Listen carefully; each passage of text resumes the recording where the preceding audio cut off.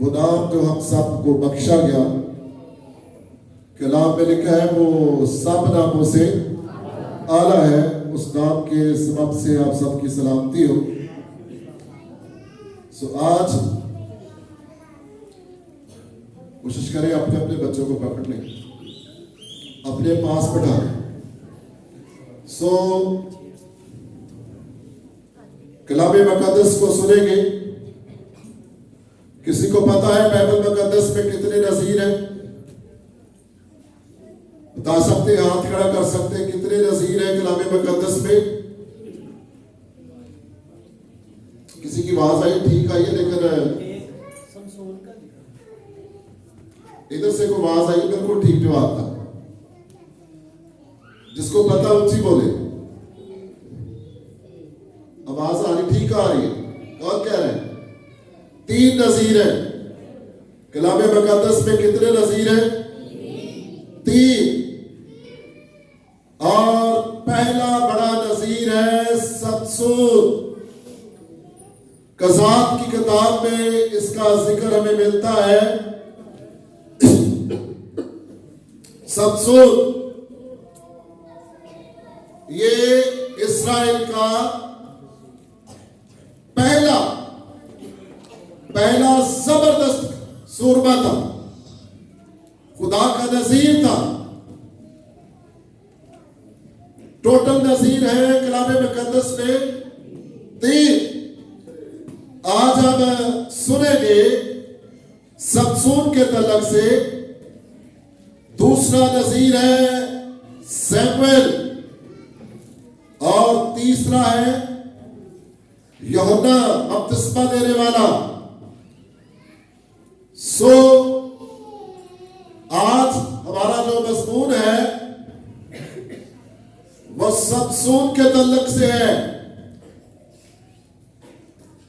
सबसूर जो है ये दान के कबीले से था। पता है इसमें के कितने कबीले हैं? 12 कबीले। सो ये दान के कबीले में से था। 20 साल तक इसने अपनी कौम की खिदमत की है। कुल उम्र इसकी 62 साल। सबसूर का जो मतलब है, एक सबसूर बैठा हुआ था। सबसूर का मतलब है सूरज की रोशनी। सो आइए गौर करेंगे। सबसूर के जो वालदा थी वो बे औलाद थी, मां थी। खुदावंद के फरिश्ता ने इसको खुशखबरी सुनाई है और ये खुदा के मंसूबा के तहत हुआ। खुदा का फरिश्ता आकर उससे बातें करता है और वो बातें सुनकर अपने शौहर को बताती है कि खुदावंद का फरिश्ता मेरे पास आया, ऐसे ऐसे उसने मुझसे बातें की है। और जब उसका शौहर सुनता है तो वो अपनी बीवी से कहता है एक बार फिर दरखास्त कर कि वो फरिश्ता आए, और वो फिर आता है। इसके बाद वो उसका शौहर कहता है हमने खुदा के फरिश्ता को रूबरू देखा है, हम यकीनन मर जाएंगे। और उसकी बीवी तसल्ली का सबब बनती नहीं, ऐसा नहीं होगा, खुदा ने खुद हमसे बातें की है, हमें तसल्ली दी है और हमारी नाउमीदी को खत्म किया है, हम डरेंगे नहीं। सो जो बेटा पैदा हुआ उसके ताल्लुक से उसने कुछ बातें कही है।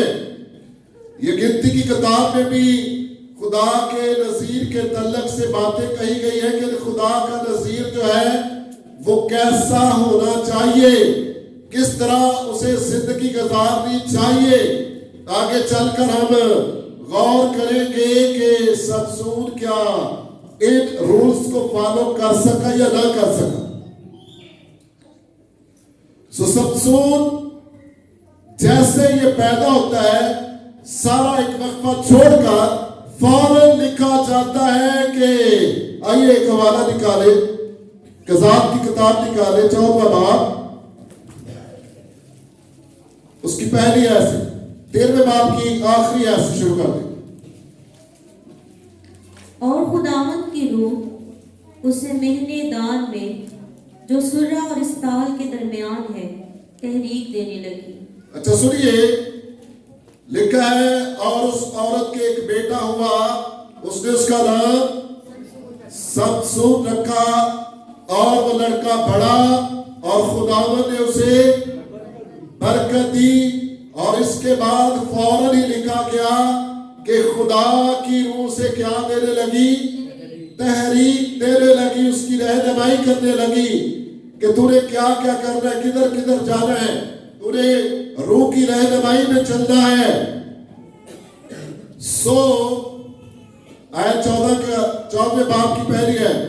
और समसून तिम्नत को गया, समसून तिब्बत को जाता है और तिम्नत में उसने फिलिस्तियों की बेटियों में से एक औरत देखी और उसने आकर अपने माँ बाप से कहा। बहुत शुक्रिया। समसून जो है कलाम मुकद्दस में एक ऐसा शख्स है, ऐसे लोग बाइबल मुकद्दस में काम मिलते हैं जिनको इस कदर बरकतें, नेमतें और कुदरती तौर पर इतना ज्यादा ब्लेस किया जाए, बाइबल मुकद्दस में ऐसे लोग काम मिलते हैं। समसून को खुदा ने इलाही कुव्वत दे रखी थी और समसून ने उसका इस्तेमाल ठीक नहीं किया। मैंने जो इसका मजमून लिखा है, इस्राएल का जबरदस्त सूरमा लेकिन ख्वाहिशों का गुलाम। आज का जो हमारा मजमून है, इस्राएल का जबरदस्त सूरमा लेकिन ख्वाहिशों का, अपनी ख्वाहिशों का गुलाम है ये। और ये इसके फेलियर की कास से सबब है ये। हम मजबूर हो जाते हैं, इसके नाम के साथ लगता है जबरदस्त सूरमा है, खुदा का नजीर है, ईमान के हीरो में इसके लिस्ट में इसका नाम मिलता है। जब इब्रानियों का खत पढ़ते हैं, उसके 11वें बाब की गाल आयत नंबर 32 में खुदा का बंदा कहता है, अब इतनी फुर्सत कहां कि मैं समसून, बरक और सैमुएल का और दीगर और नबियों का हाल तुम्हारे सामने बयान करूं। वहां पर समसून का भी जिक्र है। सो समसून जो है, ये इसके पास बहुत ज्यादा कुव्वत थी और ये अपनी कौम के लिए इस्तेमाल कर सकता था, लेकिन क्या हुआ, ये अपनी ख्वाहिशों का क्या बन गया, गुलाम बन गया। समसून को ये ताकत खुदा की तरफ से दी गई थी, ये अपनी कौम को रिहाई दे सकता था, आजादी मिल सकती थी, लेकिन समसून ज्यादा वक्त वो अपनी ख्वाहिशों का क्या रहा, गुलाम रहा। समसून जो था, इस्राएल को खुदा की परस्तिश के लिए रिटर्न करा सकता था, इधर ला सकता था, लेकिन वो दुनिया के कामों में पड़ जाता है। शुरू में हम पढ़ते हैं कि खुदा की रूह ने क्या किया, उसे तहरीक देना शुरू की। सो जो लोग रुल्क उसकी रहनुमाई में चलेंगे, वो कामयाब जिंदगी गुजारेंगे, और जो अपनी मर्जी करेंगे वो क्या हो जाएंगे, वो ख्वाहिशों के गुलाम बन जाएंगे।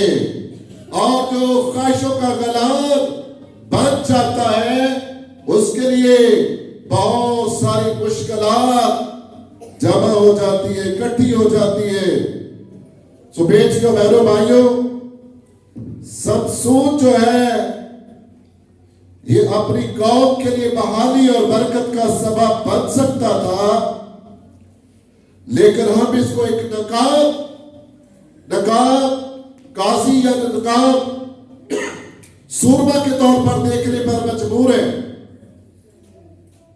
सो आखिर पर क्या होता है ये जबरदस्त सूरमा, लेकिन कैद खाना के अंदर क्या कर रहा है, चक्की पीसने पर मजबूर है, क्योंकि ये बन गया था अपनी ख्वाहिशों का गुलाम। एक मिसाल से मैं आपको बताता हूं। एक शख्स था, उसने तौबा की, बपतिस्मा लिया, बात पे आना शुरू हो गया और वो हुक्का पीता था। और अब जब उसने तौबा कर ही ली है, बपतिस्मा ले लिया है, तो ऐसी चीज जो उसके लिए ठोकर का सबब बन सकती थी, उसको दूर करना चाहिए था। जिस कमरे में वो सोता था, जिस कमरे में बार बार उसका आना जाना होता था, वो हुक्का उसी कमरे में पड़ा हुआ था। जब वो आता है, बार बार आता है और उधर उसने सोना है, तो उसकी नजर बार बार उस हुक्के पर पड़ती थी। एक दिन ऐसा हुआ कि वो मजबूर हो गया।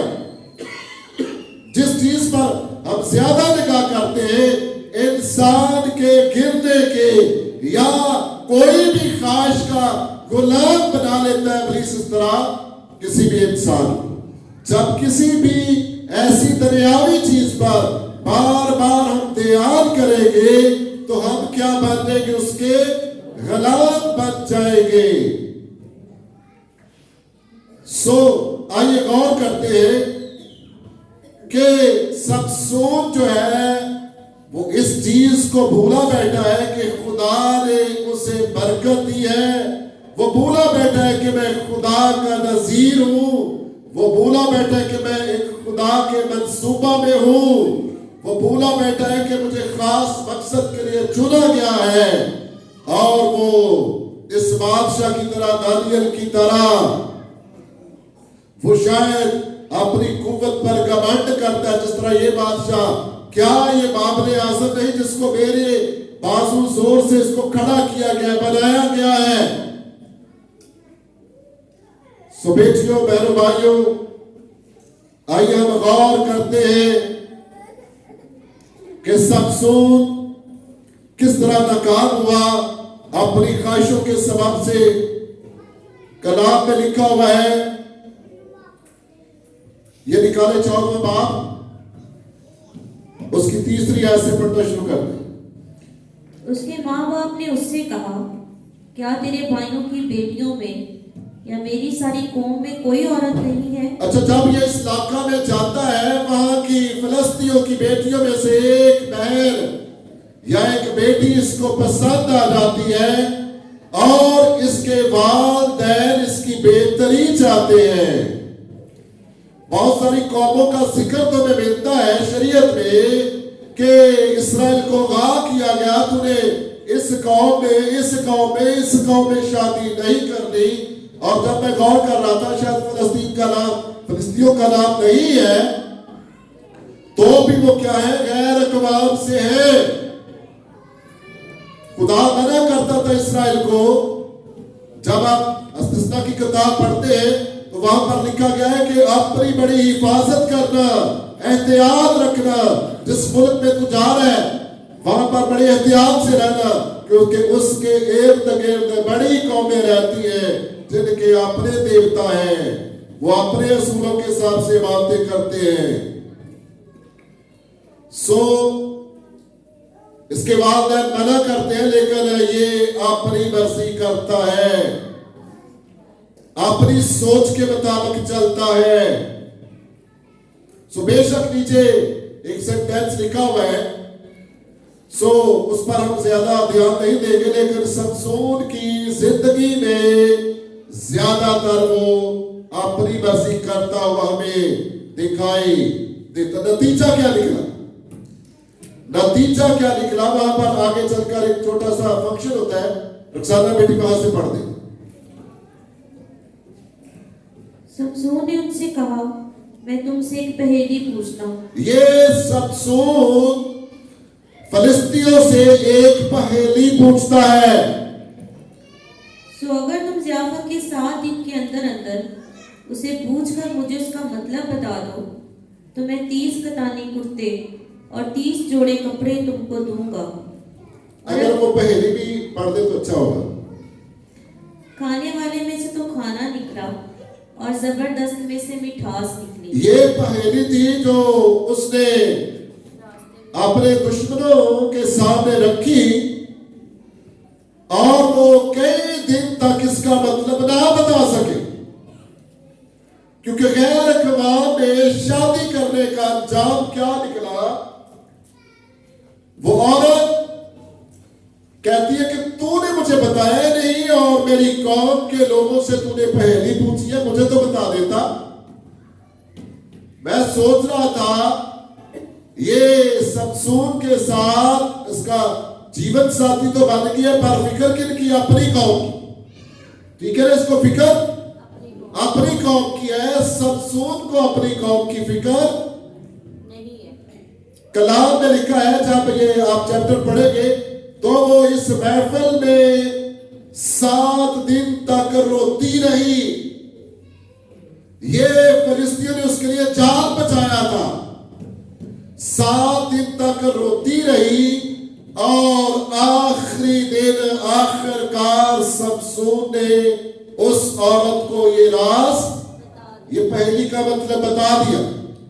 और इस तरह क्या हुआ, समसून शर्त हार गया। बगैर किसी सबब के उसको 30 फिलिस्तीन जो है कत्ल करने पड़े, उनकी पोशाकें लेनी पड़ी, क्योंकि वो शर्त हार गया था। अब इसके वालिद को गुस्सा आया, उसने इसकी इस बीवी को पकड़ा और इसके दोस्त को दे दिया। अब ये बड़ा गुस्से में था, क्योंकि ये ख्वाहिशों का गुलाम है। और जब ये शर्त हार जाता है, अब जब कहते हैं इंसान से एक गलती होती तो फिर गलतियों के कई दरवाजे खुलते, एक गलती को छिपाने के लिए। समसून इसके बाद एक और नहायत ही गलत स्टेप उठाता है। इसके बाद कलाम में लिखा है कि समसून एक कस्बी के पास जाता है, और ये दुश्मन का इलाका है, गजा में जाता है और वहीं जाकर रहने लगा।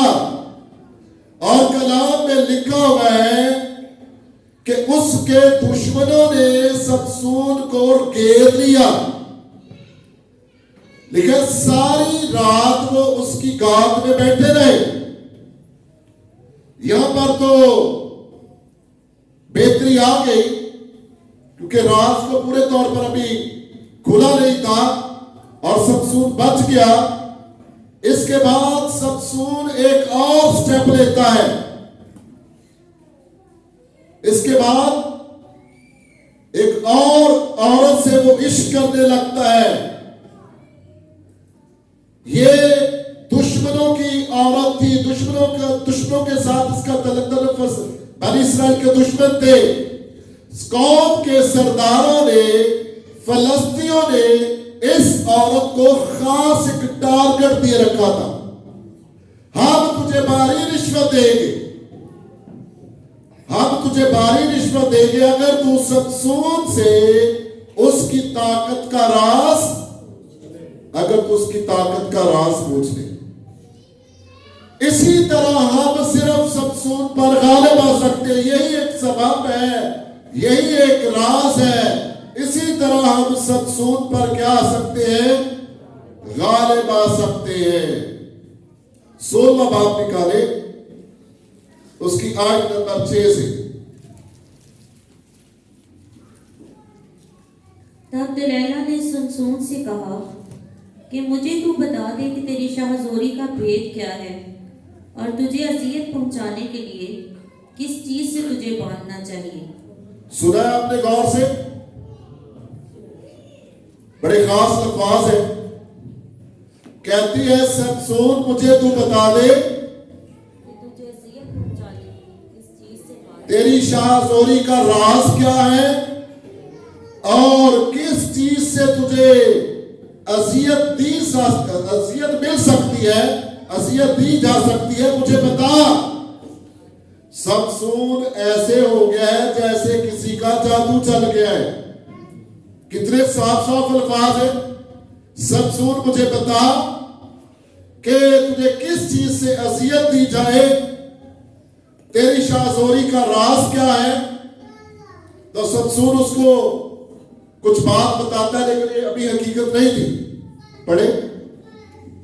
समसून ने उससे कहा कि अगर वो मुझको 7 हरी हरी बेतों से जो सिखाई ना गई हो बांधे, अगर वो मुझे हरी हरी 7 बेतों से क्या करेंगे, जो भी सुखाई ना गई हो मुझे बांध दे, तो मैं क्या हो जाऊंगा, कमजोर होकर मैं कमजोर हो जाऊंगा।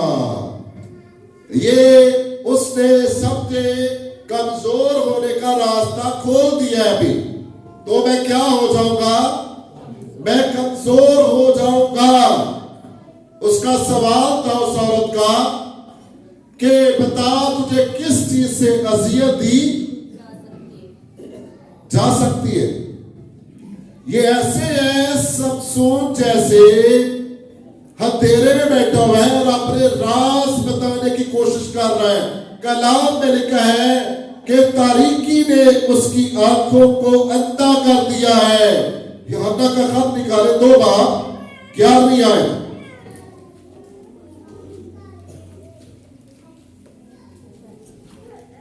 यूहन्ना का पहला खत उसका 2रा बाब आयत नंबर 11 से।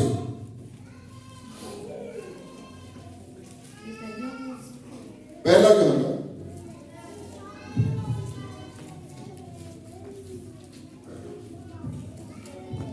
लेकिन जो अपने भाई से अदावत रखता है वो तारीकी में है और तारीकी ही में चलता है और ये नहीं जानता कि कहाँ जाता है, और नहीं जानता कि कहाँ जाता है। आगे, क्योंकि तारीकी ने उसकी आंखें अंधी कर रखी है। क्योंकि तारीकी ने उसकी आंखें अंधी कर रखी। समसून ऐसे ही हो गया है। बाजार तो आंखें खुली हुई है, लेकिन अब बैठा कहां पर है, तारीकी में बैठा हुआ है। आहिस्ता आहिस्ता ये राज खुल जाएगा।